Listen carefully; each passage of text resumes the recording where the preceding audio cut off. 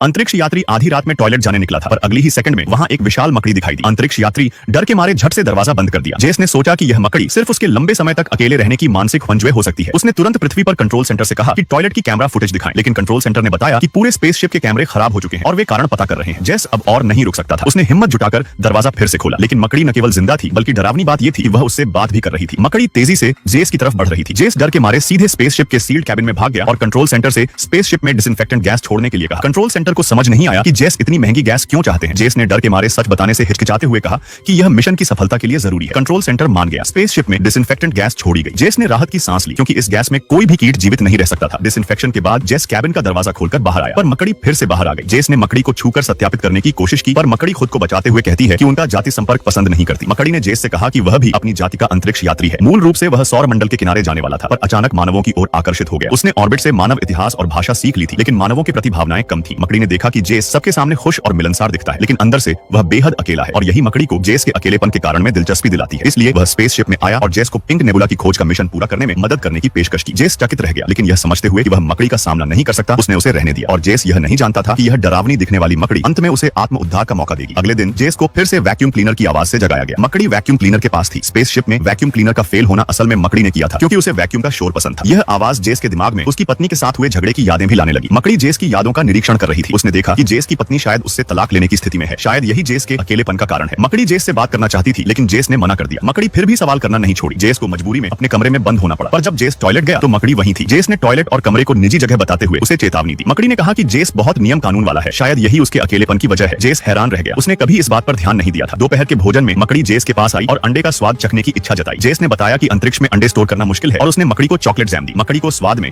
अपने घर की याद आ गई। जेस मकड़ी के घर के बारे में जानना चाहता था, लेकिन मकड़ी उदास होकर सिर हिलाती है। उसका घर किसी अन्य एलियन जाति ने कब्जा कर लिया था और उसके परिवार को खा लिया गया था। केवल मकड़ी ही काला छिद्र पार करके बचा था। जेस ने मकड़ी को सहानुभूति से देखा। वह भी पृथ्वी छोड़कर अकेला अंतरिक्ष में आया था। यह भोजन धीरे धीरे जेस और मकड़ी के बीच दूरी को कम कर गया। जेस ने नेबुला में क्या है यह जानने के लिए पूछा। मकड़ी ने बताया कि वहां सब कुछ का आरंभ है। जेस ने नेबुला को देखकर अपनी पत्नी के साथ शुरू किए गए खुशहाल दिनों की यादें ताजा की। साथ में हंसी, साथ में वादे। मकड़ी जेस की यादों को देख रही थी और सोच रही थी कि पहले प्यार की वह आग कहां चली गई। जेस और उसकी पत्नी के बीच के संघर्ष मकड़ी के दिल में एक अजीब भावना पैदा कर रहे थे। वह जेस की मदद करना चाहती थी, लेकिन जेस की यादों में दुख और अपराध की भरमार थी। किसी और वीडियो देखने के लिए चैनल को सब्सक्राइब करें, वीडियो को लाइक करें